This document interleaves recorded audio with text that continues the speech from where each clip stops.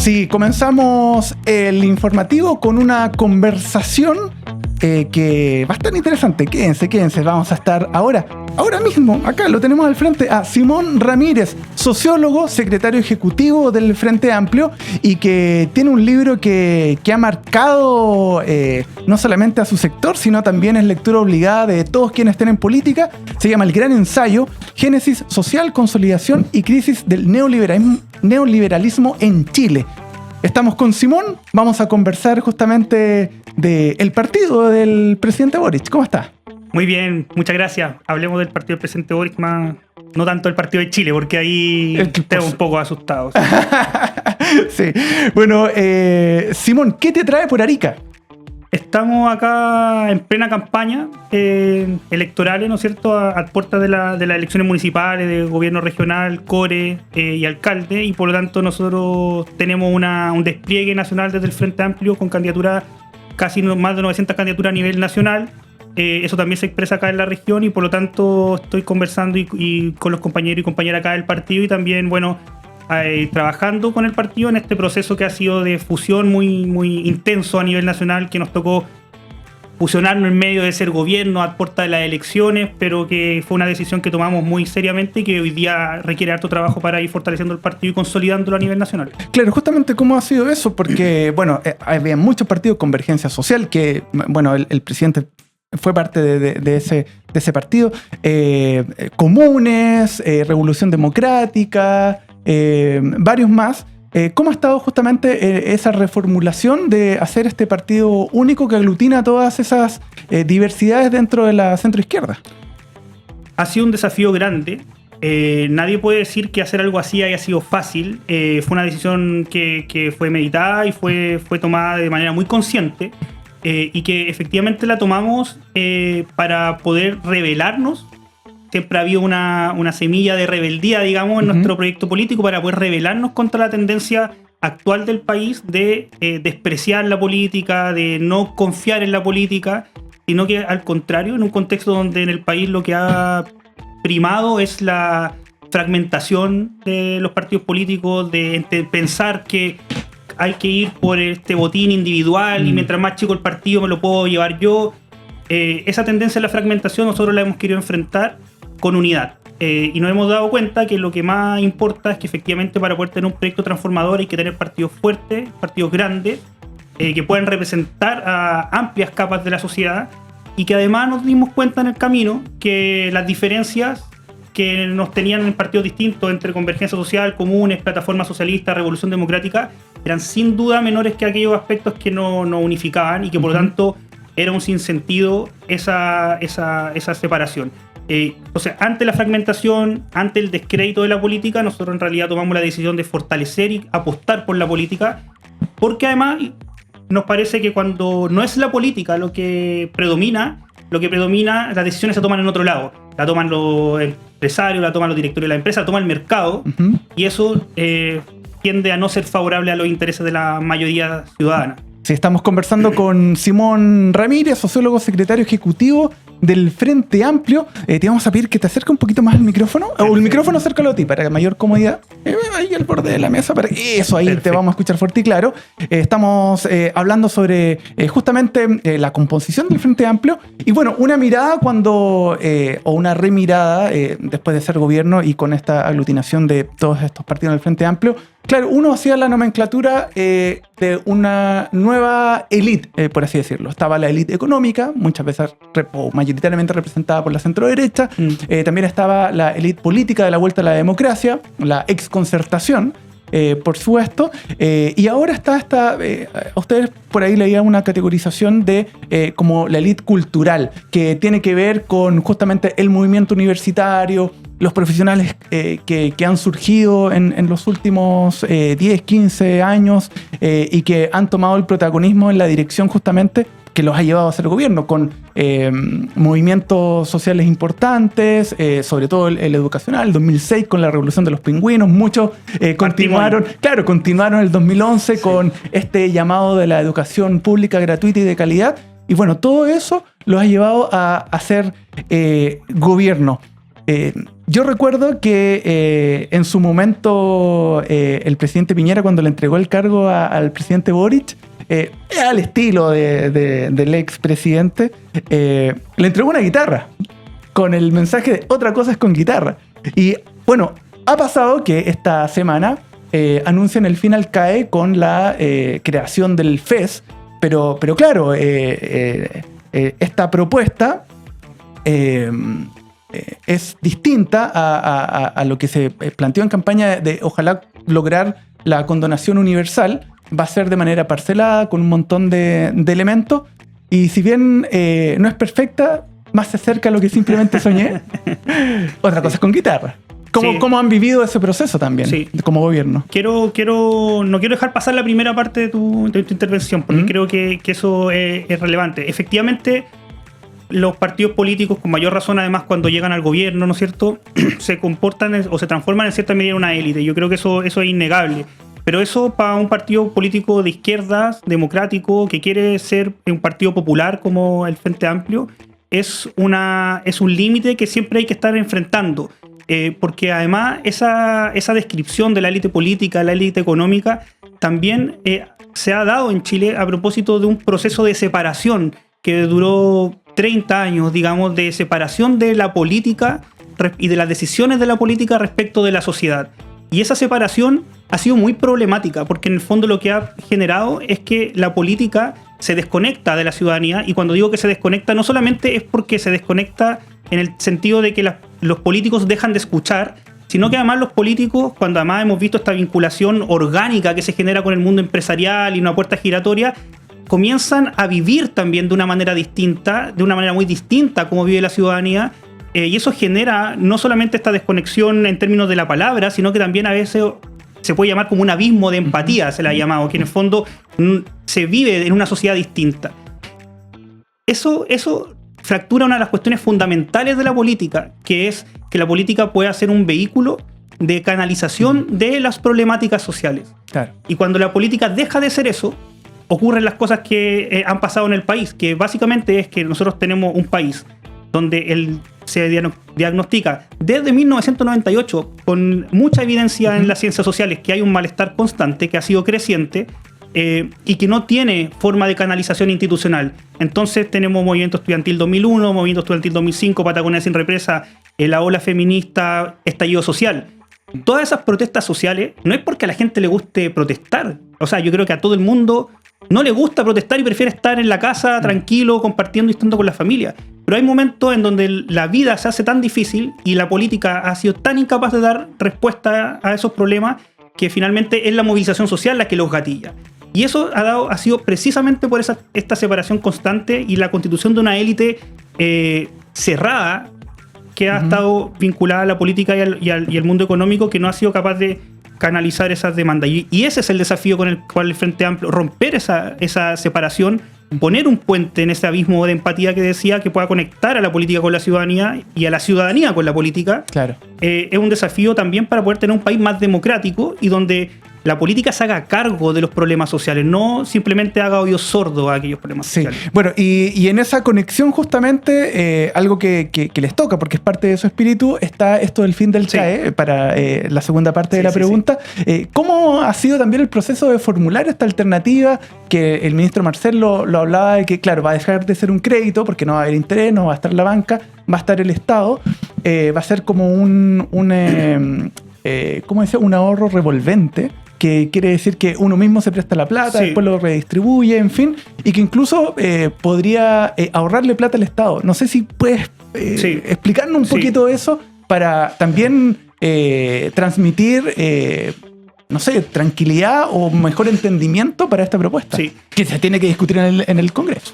Sí, efectivamente yo creo que la frase de otra cosa con guitarra es verdadera. Ahora, que eso signifique que tienes que abandonar todos tus principios para poder hacer política, yo creo que eso es una cosa que se nos ha querido como atribuir y que no ha sido el caso. Yo creo que efectivamente este gobierno y el CAE, o sea, la superación del CAE, el final CAE y la presentación del FES es una muestra de eso, que en el fondo se puede presentar una política que tiene un criterio de realidad, que entiende la situación económica del país y también la correlación de las fuerzas políticas, ¿no es cierto?, que hoy día, por ejemplo, el gobierno no tiene mayoría en el Congreso, y eso es una realidad, para poder hacer una propuesta que al mismo tiempo que es viable, es fiel con lo que nosotros presentamos como proyecto político. Y hoy día el CAE es eso, el CAE es una deuda del país con las familias chilenas, porque el país cuando presenta el CAE le hace una promesa, digamos, a las familias más populares, que es decir, vamos a entregar una herramienta para que las familias puedan entrar y sus hijos puedan entrar a la universidad y puedan entrar luego al mercado laboral, obtener mejores salarios y movilizarse socialmente.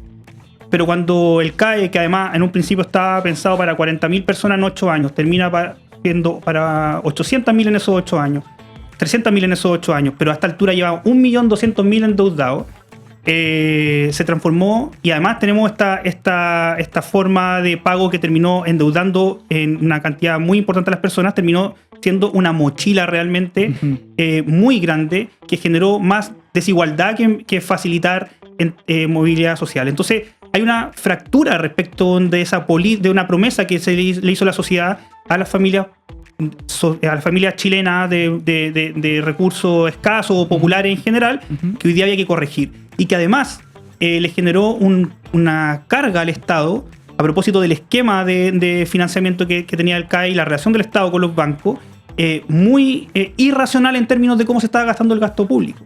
9 billones de pesos se ha gastado en el CAE durante estos años, 750.000 millones de pesos. Eso es casi el presupuesto del Ministerio de Desarrollo Social completo. Wow. Se utilizó el año pasado la ley de presupuesto para pagar el CAE durante este año. Entonces, y esa plata va en la práctica a los bancos. Entonces, se está financiando públicamente la ganancia de los bancos a través de financiar la educación de las personas. Entonces, generándole además una deuda. Entonces, yo creo que ahí teníamos una situación que era muy complicada, pero que además era injusta socialmente. Entonces el CAE es el final CAE es una respuesta a esta promesa, a esta deuda que tenía la sociedad con las familias chilenas. Es un cumplimiento de una promesa fundamental de nuestro gobierno y nuestro proyecto político respecto de cómo estamos entendiendo la educación, que no puede estar mediada por esta lógica crediticia. Por eso es que es tan importante la desbancarización. Y además es un aporte en términos de cómo mejoramos el uso de las finanzas públicas, porque efectivamente una de las cosas que se ha dicho es como el CAE no es prioridad, la educación universitaria no es prioridad, pero ese argumento es muy extraño, porque en el fondo hoy día se ha gastado 9 billones de pesos en un saco roto directo a los bancos, y lo que esta propuesta dice es como, dejemos de hacer eso, porque vamos a tener un sistema de financiamiento estudiantil que va a ser autocontenido, entonces el Estado no va a estar desembolsando plata más que lo que pone al comienzo para que esto pueda echarse a andar. Y esa plata se puede utilizar en otras prioridades del país, seguridad, salud, educación, en otros niveles. Sí, de todas maneras. Bueno, estaba viendo quizás analizando este tema de quienes también lo instauraron en su momento, y Sergio Vittar, que fue ministro de Educación, y uno de los más sentidos cuando Giorgio Jackson, el ex ministro, dio a entender, porque no lo dijo con esas palabras, pero todos lo sintetizaron en que eran moralmente superiores, y eso afectó mucho la exconcertación. Él fue uno de los más sentidos con eso. Le preguntaron, de hecho se le atribuye como el creador del CAE justamente, ¿fue el CAE una buena o mala política pública? Y él dice que fue una muy buena, porque en ese momento el Estado no tenía los recursos, entonces fue necesario colocarse como aval para que la banca, que sí tenía los recursos, le permitiera a una gran cantidad de personas poder optar a esto. Pero claro, 19 años después nos encontramos con este debate que tiene una contrapropuesta. ¿Cómo lo ven también la relación con quienes fueron de alguna manera los padres del movimiento de ustedes, que en principio estaban allí al costado y que de algún modo también ha entrado el gobierno a través del socialismo democrático? Sí. ¿Cómo la relación ahí con... Fueron contra los que con estos históricos rebelamos en algún momento, sí. Claro. Sí, o sea, ahí hay un debate pendiente que yo creo que en algún momento los partidos tienen que ir dando de una manera política, que nosotros, efectivamente, hay visiones que son distintas respecto de cómo se abordó la política pública del país durante los años de la concertación. Hay cosas que hay que despejar, que yo creo que se han transformado en discusiones bizantinas, a veces como... Sí, lo cierto es que el país efectivamente creció, lo cierto es que mucha gente salió de la pobreza y el país avanzó. Eso no significa que haya cosas que nosotros seamos críticos respecto de cómo se hicieron. El CAE es una de ellas. Y creo que y por eso ha sido una cuestión tan sentida. Y yo entiendo, y el gobierno ha entendido, que efectivamente el CAE en algún momento fue una alternativa para que muchas familias pudieran acceder a la educación de una forma que antes no pudieran haberlo hecho. Lo que pasa es que funcionó mal. Y eso es una cuestión que hoy día ya es objetiva, digamos, hay evidencia sobre la mesa. Por eso te ponía los datos de, se pensaba que era algo para 40.000 personas en 8 años y terminó siendo para 300.000. Y el Estado terminó gastando una cantidad de plata que es un sinsentido en términos de cómo se gastan las platas públicas, y mucha de esa plata terminó gastada en comprar carteras de deuda de manera anticipada o en pagar deudas de personas que no luego quedan debiendo, y efectivamente el banco le exigía al Estado cumplir ese rol de aval. Como el 60% aproximadamente de estos 9 billones se ha gastado en eso. Entonces, funcionó mal para el Estado, funcionó bien para los bancos, funcionó bien para muchas universidades privadas que les permitió expandir su matrícula, pero nos parece que hoy día no es un sistema que sea sostenible, porque además el Estado y el país tienen otras necesidades. Entonces, seguir gastando plata de esa manera nos parece que hoy día no se sostiene, y además esto, como les decía al principio, no permitió que hubiese una movilidad social sustantiva en las familias donde las personas pudieron estudiar con CAE. Hoy día el 75% de las personas deudoras de CAE gana menos de $1.000.000 y el 50% de las personas deudoras de CAE gana menos de 750.000 pesos. Entonces uno dice, parece que no fue un buen negocio, principalmente pensando en que esas personas iban luego a desarrollarse como profesionales en el mercado laboral, teniendo la retribución salarial que uno esperaría que corresponde a los profesionales luego de haber estudiado en la universidad. Y parece que terminan teniendo un sueldo relativamente promedio, pero además con una mochila de deuda que personas que no fueron a la universidad no tienen. Claro, y al final los deja la disyuntiva de ¿qué hago? ¿Me educo o invierto en una casa? Exacto. Porque al final es como otro crédito hipotecario y que ya se puede entender a 30 años, en fin. Pero justamente pagar por la educación y no tener esa retribución económica justamente por invertir en este concepto es un dolor. Y además yo creo que esto incorpora dos cosas que para nosotros son muy importantes. Se ha intentado de decir que esto es igual que el proyecto que presentó Piñera en su momento, que Piñera lo presentó ante las movilizaciones estudiantiles. No fue que él llegó, se despertó un día y dijo voy a sacar a la banca del mercado de la educación. No, claro, porque él bajó del 6 al 2% la tasa de interés. Exacto, y hizo una propuesta de eliminación del CAE también, que para nosotros da cuenta de que esto es una demanda del país que ha sido transversal. El 2018 hubo una comisión experta en la Cámara que analizó la ley de financiamiento de la educación superior y su propuesta fue hay que eliminar el CAE, acá hay un problema profundo.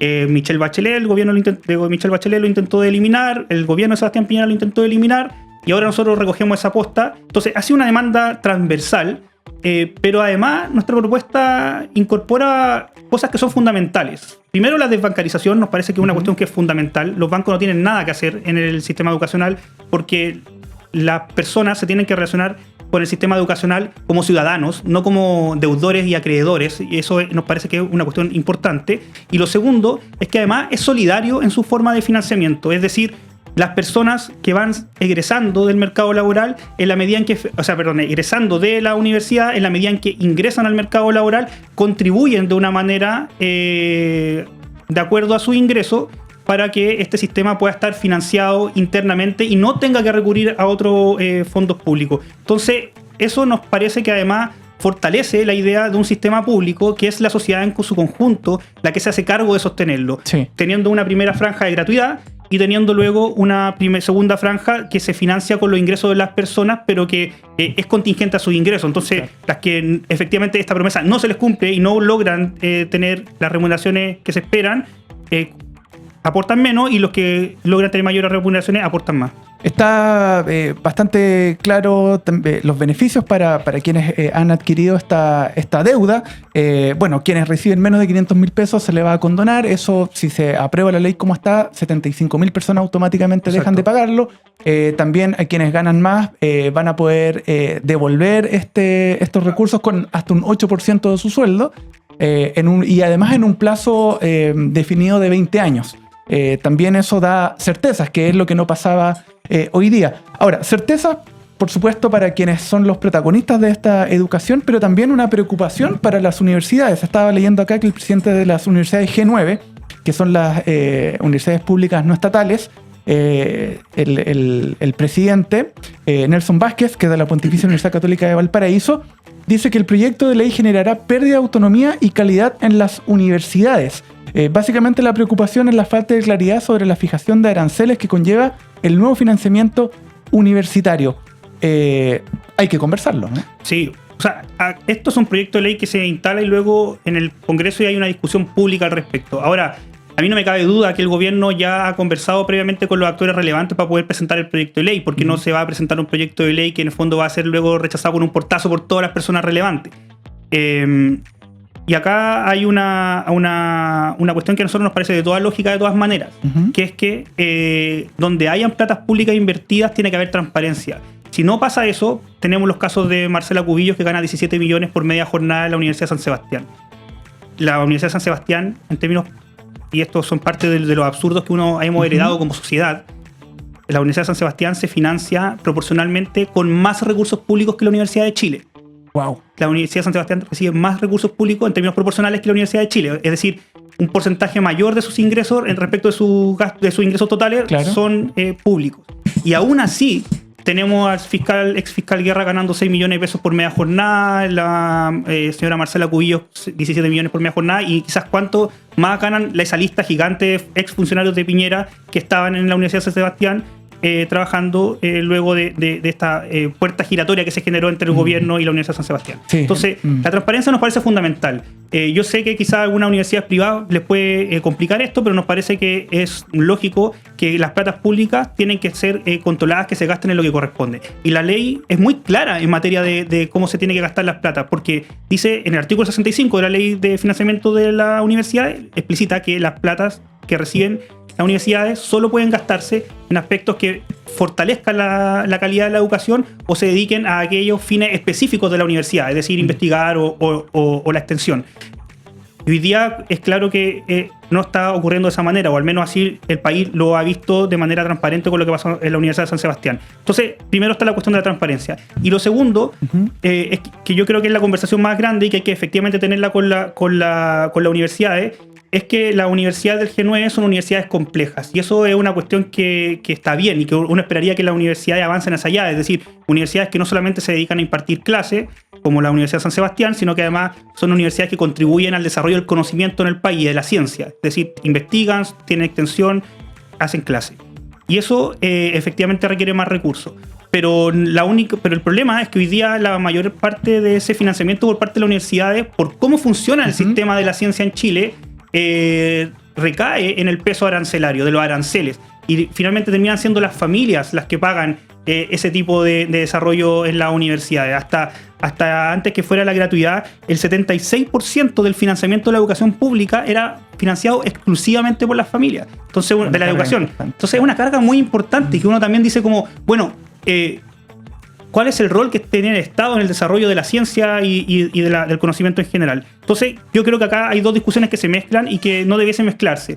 La propuesta de gobierno hace una concesión relevante, porque para nosotros la idea de incorporar el copago no era algo que está asociado a nuestro ideario de cómo tiene que financiarse la educación. Sin embargo, a propósito de este mismo tipo de requerimiento, el proyecto de ley ingresa con la posibilidad de que exista un copago para el 10º decil.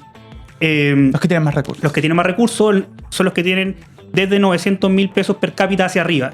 Entonces, eso se genera para que la universidad efectivamente no cuente no se genere un déficit arancelario o un déficit presupuestario a propósito de los aranceles.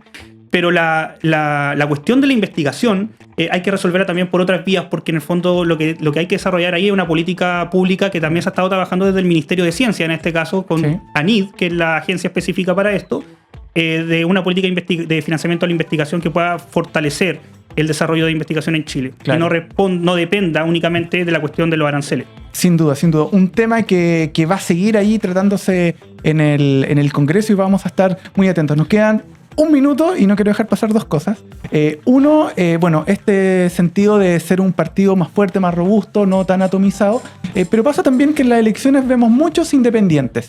Y una de las cosas que el electorado muchas veces se queda con la figura, o como ha pasado en algunas regiones, caen en el caudillismo y después muchas veces se pagan las consecuencias. Entonces, el valor de justamente, más allá de que sean del Frente Amplio, de el valor de ver candidatos que forman parte de un partido y que no andan corriendo solos por ahí, porque tú y cuantos más. Sí, bueno, se está abriendo nuevamente la discusión sobre las leyes del sistema político. Yo creo que ahí parte importante de esto tiene que ver con cómo se organiza la disciplina partidaria y cuáles son las exigencias que se instalan dentro de esa lógica.